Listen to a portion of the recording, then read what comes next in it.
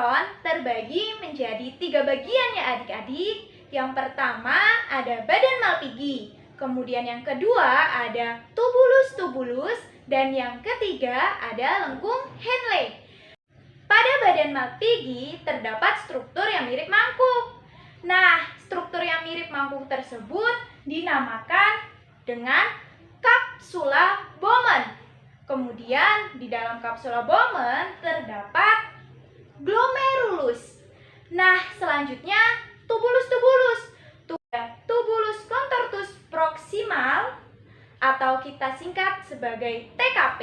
Kemudian ada tubulus contortus distal atau TKD, dan yang terakhir merupakan tubulus collectivus atau tubulus pengumpul. Nah, proses pembentukan urin terjadi dalam struktur-struktur ini loh adik-adik. Proses pembentukan urin terbagi menjadi 3 tahapan. Tahap pertama merupakan filtrasi atau penyaringan darah. Yang kedua, tahap reabsorpsi atau penyerapan kembali. Dan yang ketiga merupakan tahap augmentasi. Tahap filtrasi atau penyaringan darah terjadi di dalam glomerulus yang merupakan bagian dari badan Malpighi ya. Nah, pada tahap filtrasi, partikel-partikel dalam darah seperti glukosa, asam amino, ion-ion, air, garam, dan juga urea tersaring ke dalam glomerulus menuju ke kapsula Bowman.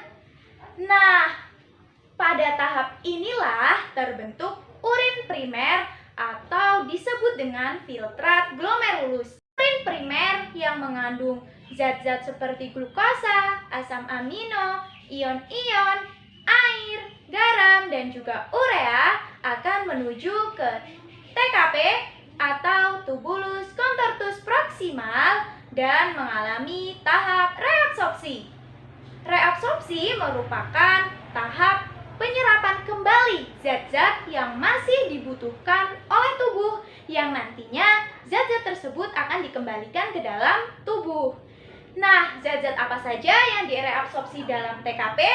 Yaitu ada glukosa, asam amino, dan juga ion-ion. Selain mengalami reabsorpsi, pada tubulus contortus proximal juga terjadi sekresi berupa senyawa toksin dan juga obat-obatan. Sehingga urin primer tadi memiliki kandungan seperti air, urea, garam, senyawa toksin, dan juga obat-obatan. Selanjutnya, urin primer akan menuju ke lengkung Henle menurun atau lengkung Henle descendant. Di sini masih terjadi proses reabsorpsi loh, yaitu proses reabsorpsi air, sehingga kondisi urin menjadi lebih pekat karena konsentrasi zat terlarutnya tinggi ya adik-adik. Selanjutnya, urin primer akan menuju ke lengkung Henle menanjak atau lengkung Henle ascendant. Di sini terjadi proses reabsorpsi NaCl sehingga kondisi urin menjadi encer karena konsentrasi zat terlarutnya rendah. Urin akan menuju ke TKD atau tubulus contortus distal dan mengalami proses augmentasi. Proses augmentasi merupakan proses penambahan zat-zat ke dalam urin sekunder. Nah, adik-adik, kalau sudah sampai ke TKD atau tubulus contortus distal, maka urin primer disebut sebagai urin sekunder ya. Pada tahap augmentasi ini terjadi sekresi ion Na, tetapi reabsorpsi air terjadi secara fleksibel loh. Nah, selanjutnya urin sekunder ini akan menuju ke tubulus collectivus atau tubulus pengumpul. Nah, selanjutnya urin sekunder akan menuju ke pelvis renalis.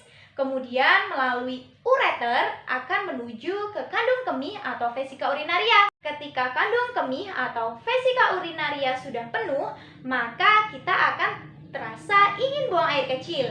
Kemudian urin akan keluar dari tubuh melalui uretra. Wah, banyak sekali ya pembahasan kita hari ini adik-adik. Tetap diingat ya bahwa proses pembentukan urin terjadi melalui 3 tahap. Yang pertama, tahap filtrasi atau penyaringan darah. Kemudian yang kedua, tahap reabsorpsi atau penyerapan kembali zat-zat yang masih dibutuhkan oleh tubuh. Dan yang terakhir, tahap augmentasi. Tahap filtrasi terjadi di glomerulus. Kemudian, tahap reabsorpsi terjadi di tubulus contortus proximal, kemudian lengkung Henle menurun dan lengkung Henle menanjak. Sedangkan tahap augmentasi terjadi pada tubulus contortus distal. Diingat baik-baik ya. Sampai jumpa di video selanjutnya. Dadah!